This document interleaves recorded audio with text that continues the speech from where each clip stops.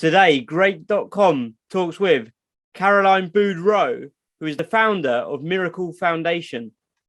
If you haven't heard of them, they are a non-profit organisation that empowers orphans and vulnerable children to reach their full potential. If you are new here, please press subscribe on YouTube or in your podcast app, because today we learn the importance of supporting children to have a better quality of life. Hello, Caroline, and how are you? I'm doing great today. Thank you so much. Glad to be here. Amazing. Welcome to our podcast. We really can't wait to dive into this conversation today. Yeah, me either. Let's talk about children. Yeah, so for me and anybody new here, what is Miracle Foundation and what do you do? Miracle Foundation is a nonprofit organization that works globally to activate the right of children to live in a safe, stable environment in families. So we work for children that have been separated from their families or in danger of being separated from their families and work to get them into a stable, permanent environment, a family. Wow. So why, other than the obvious, why would you say that this is so important? Well, it started for me when I was about 30 years old. Me and my best friend decided we would quit our jobs and take a trip around the world for a year. We both had pretty successful careers in television. And one of the places she wanted to go on this trip around the world was India, because she'd been sponsoring a little boy there and she wanted to go meet him, which I thought was a bunch of baloney, because I thought they just would give everybody the same picture. And I didn't believe it for a second, but she really wanted to go. So I agreed to go to India. So we get to India in May of 2020, almost 2 years ago. And we get paraded through this village.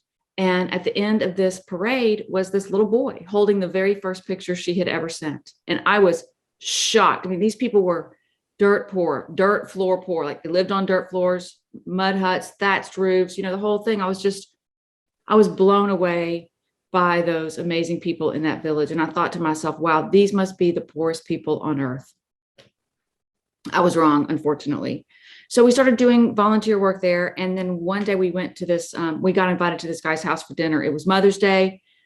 I went to the village all day and worked in 48-degree weather, and then went to this guy's house for dinner, and we walked into his orphanage. And, we were greeted by 130 children, bald, dirty, empty looking, hungry.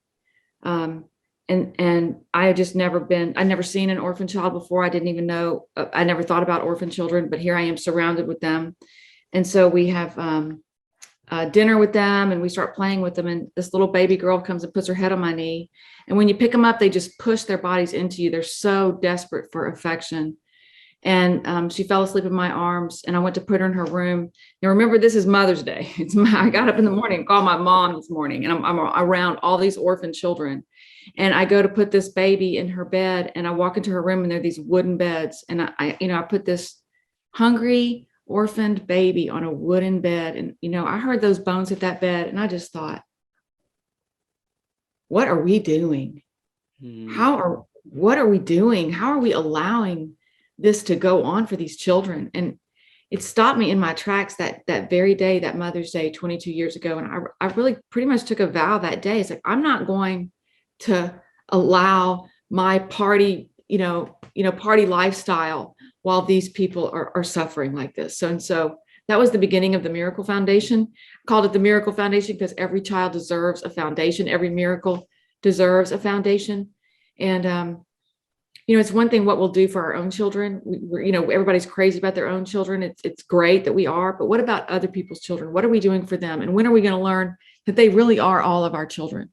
When we take the stand that we stand for all children, I think the world will be a better place. So it's pretty important. It's also upstream work. If you take care of kids, from childhood, then they can get to a livelihood. But if we wait until livelihood, they very might be in jail or have mental health problems. It's good upstream work to take care of kids while they still have a childhood. Thank you, Caroline, for sharing that with us. And yeah, it was really sort of hitting the heart there, where you said, like, the children, you sort of reach out to them and they just run into your arms and just held you tight, like they're desperate for that love and affection. but also as well, it seems like you said there about the Upwork. Is that what you said? Upstream. Upstream. Yes, Yeah. thank you. Is that, say, for instance, sort of targeting these children? It's almost like at not the root cause, but while they're young, before they then say grow up and have further, say, potential issues in the future. Is that what that means by that? Yeah, and it does mean root cause. We do have to Right. ultimately Okay. the root cause. We've spent a lot of time in global development on saving the babies, if you will. Like the example we use is if you're walking down the street and you see, and you're walking by a river and you see a baby drowning in a river, the only appropriate response is to save the baby. But then you see another baby drowning in the river and you save that baby. And you see another baby drowning in the river, and you spend so much time saving the babies in the river that you never have a chance to look upstream, look at the guy throwing the babies into the river, look up on the bridge and see, why are the babies in the river in the first place? What's happening? And that is what we mean by root cause. That's what we mean by systems change. That's the work that we do in prevention, which I think is the name of the game here. And there's an indicator that children are going to be separated from their families before they get separated. We know their dad's sick. We know their dad's going to die. We know something of the family before the children actually get separated from them. So that prevention work is key. It's really, really important. So Miracle Foundation, we do three things. We support children that are in the system. These are foster kids that are living in the foster care system, or children that are orphan children that are living in the orphan care system, in the orphanages around the world. We support them. Number two, we reunite or unite children with their families, because there's a lot of kids that are in the system that might have a grandmother or an auntie or a cousin or somebody or a sister that they could live with, and that would get them out of the system. And then the third thing we do is we prevent children from ever entering the system in the first place, because the minute they enter the system, the damage is done. So those are the three areas of focus for Miracle Foundation. And I'd like to ask you then, say, since its founding in the year 2000, what have been, say, some of your greatest challenges, and how did you overcome them? I think greatest challenges would be, I think not everybody playing the game. If we thought about our health the way we think about our philanthropy, we would all just be sick and almost dead. We'd all be sick and almost dead. I think more people need to be thinking about philanthropy. More people need to be giving. Monthly giving is the key. The challenge for nonprofits is the money. I don't know when the last time we had our government raise money so that we could build a bomb or get a plane to kill people, or, we never have to raise money for the military, but we're out here raising money for children. I think priorities is an issue, that we're not really focused on philanthropy. So my challenge to your listeners, here's my challenge to your listeners: find a cause that helps either people or the planet. I'm all for dogs. I'm all for museums. I'm a huge museum. I believe in all of that, but our philanthropy could be targeted to people and the planet, people at the bottom of the pyramid, not giving your money to Harvard, the rich giving to the rich, not that, but giving to people at the bottom of the pyramid, or giving to the planet. And if we all did that for the next 8 years, if we all did that until 2030, we really could make the world a different place. And one more thing I'll say: pick your cause and donate monthly. Give them monthly support so that they know how to budget against it. That was the biggest challenge from going from the corporate world to the nonprofit world, is you have no idea where your money's coming from. So that's been a big challenge. Interestingly, what has not been a challenge are the families we work with the children, the kids. When they go back, the families are grateful and wonderful. Interestingly, one thing that's not difficult to work with is the governments. The governments are actually pretty grateful for the work that we do, and we work hand in hand with them. So it's been it hadn't been straight success, but we're so proud of where we are today. And we help tens of thousands of children today, and reunite, thousands of children with their families every year, prevent just so many children, hundreds of thousands of children, from ever entering the system. It's awesome work. It's incredible. Yeah, it does sound super rewarding, especially when you could see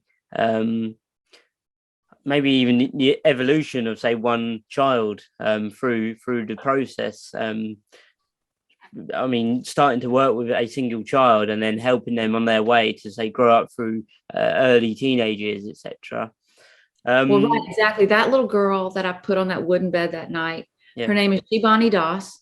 She is in college now, doing amazing. She's going to be a teacher, and she's just this incredible young lady. So yes, I have definitely gotten to see the progress. Other children that I met that very day, they're engineers now. I mean, it really has worked. It's amazing.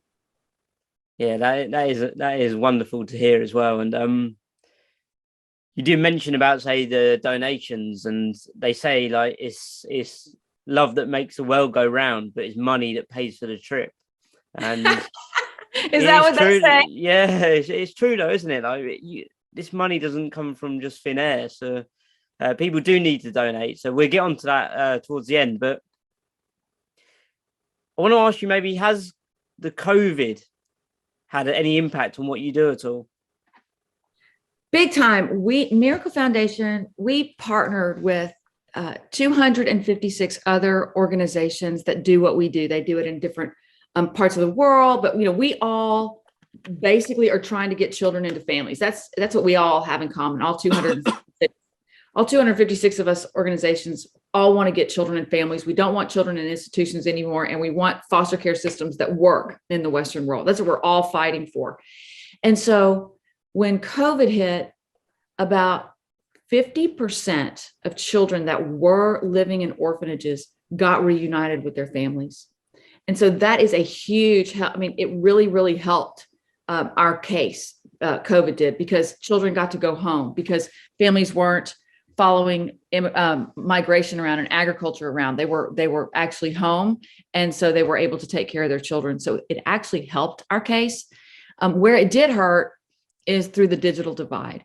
So they didn't have access to tablets, and they didn't have access to Wi-Fi. So since COVID, Miracle Foundation is providing tablets and Wi-Fi to children that have been sent home from orphanages. And in exchange for that Wi-Fi, they have to meet with their counselors, they have to go to school, but nobody wants that Wi-Fi turned off. So it's a pretty good working model. So COVID has definitely helped the fact that kids are going home. But of course, it's made the poor poorer and the rich richer. Yeah, that's so true about the poor. Excuse me, my throat's gone. Excuse me. Yeah, and also about the COVID situation. You said, oh my God, where's my throat gone? You said about the COVID situation, you managed to take, say, a positive from that situation. And sometimes sort of pain presents purpose, and you've gone through a difficult time with the COVID, and you managed to find ways of, say, bettering it, especially with a Wi-Fi situation. It's almost like a reward scheme. Yes, exactly. Yeah, so that's really good to hear. So my next question would be, what are some of the, say, biggest needs of the individuals that you support, and how are you a part of the solution? Yeah, livelihoods. At the end of the day, we're dealing with poverty. At the end of the day, the common denominator is poverty. You don't lose your kids if you have money. It's a poor person's problem, unfortunately. And so we have to help people with livelihoods. We have to help single mothers have enough support around them. And that's one of the reasons why it's so important that kids go to school, because that is the daycare basically for the mothers. And so taking care of the families is really, really important. Yeah, no, it's definitely. So how many, say, individuals would you say that you've supported over the years? Oh, 25,000. Wow. Yeah, something like that. I mean, that's just the children, and now recently a lot more families.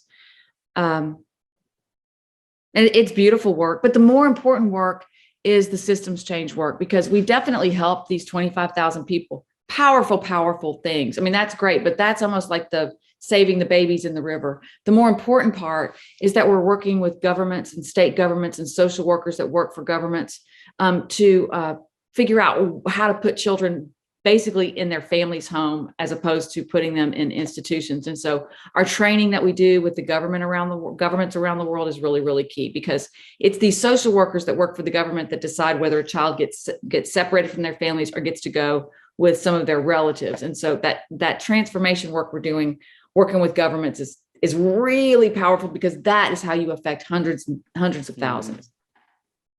Yeah, no, and that's what you want, really, don't you want to have the bigger impact. Yeah, exactly. Scale is the burden of our generation. So there's all these little nonprofits. They're powerful because they have someone that's dedicated and they work 24/7. And it's just, it's this kind of awesome little support, hub. But then knowing how to get that bigger when it's, kind of human dependent, it's kind of, personality dependent.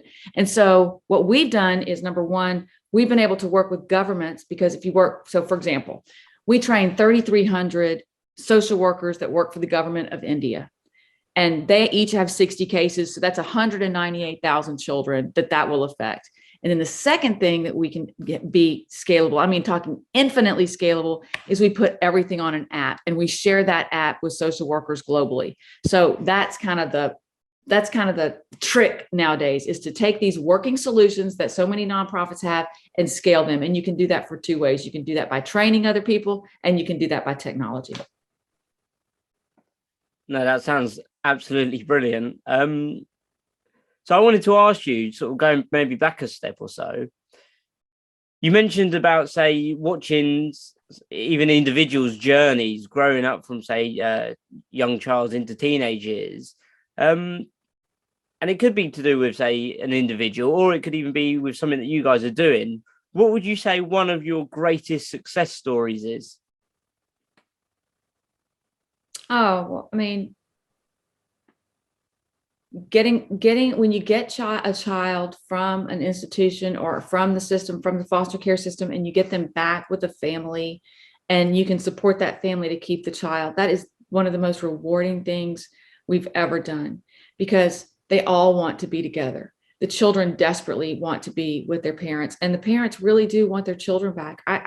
They really desperately want their children back. It's so horrible. I mean, what do you think it does to a father when he can't afford to take care of his children, and so they get removed from him? I mean, the damage that does to his heart.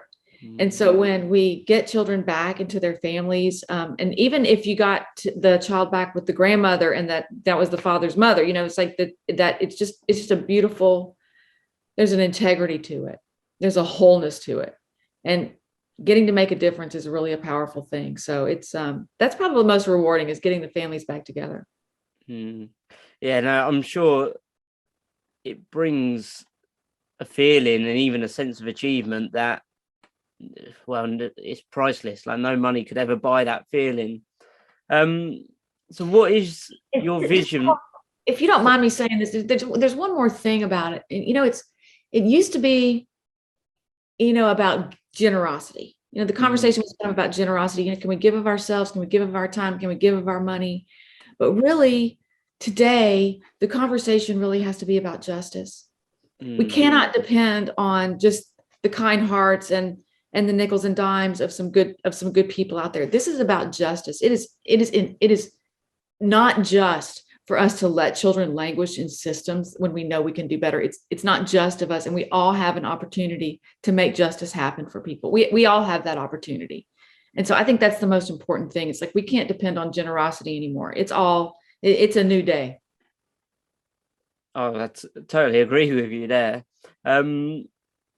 Yeah, we can't just, like you say, just depend on, say, money. And it's like, we make this money and we think it's ours, but did you have a car to go to school? Did you have access to a school? Did you have a phone line running into your home? Did you have electricity? Did you have running water? I mean, if you had those things, then you had help. And these people don't have those things. And so we act like we make all this money and we're so successful. Who would we be if we wouldn't have had running water and electricity and a road to get out of our village? And so that's what I mean. It's like, it's not about generosity. It's about justice. It's not fair for us to let people live like that. Yeah. And like you said there, it's almost like just the basic foundations they're lacking. So yeah, it's very important that we say, get this message out. So what is your vision for the future? A world where we don't need institutions anymore. Children do not belong in orphanages. Those days are over. That's so 1600s. So a world where we don't have any institutions, any children living in institutions. We don't need institutions anymore. And like I said, there's 256 organizations that are working together on that. It's amazing. Working with the United Nations, working with the UN, working with UNICEF, working to get. So I want to tell your listeners, by 2040, we will not need institutions globally anymore. We will not have orphanages globally anymore. That's what we are fighting for. If we had more help, we probably could push it up by 5 years. So that's number one. And number two, we can have foster care systems that work in the Western world. We totally can have foster care systems that work. There's no reason why we can't fix that system. It's not that hard to do. We're doing it here. So that's the vision for the future. And then the third one is that we will all lift. Nothing's heavy if everyone lifts. The reason this is heavy work is because not everyone's lifting. Mm. Yeah, I like that. That's a fantastic vision. And yeah, they say many hands make light work. So yeah. The more people that can say get involved and help out, the easier the lifting. Yeah. So. And what about the fulfillment of that? I mean, don't we all want to make a difference with our life? What are we doing? What are we doing if we're not making a difference to someone else? What's it all for? The secret to living is giving, they say. So yeah, I mean, it's such an important thing. And again, it's that feeling that money can't buy that feeling. So yeah, I feel like anyone that's listening today, they need to get involved in any way that they can, because if you can help, say, have an impact on one person's life, just imagine if that was you or a family member. I'm sure you'd be super grateful. So yeah, so what can somebody do to help, and what action steps can they take to be a part of the solution? Yeah, so this is a question. This is a very important question, and I'm going to shoot straight with your listeners. I'm going to shoot straight.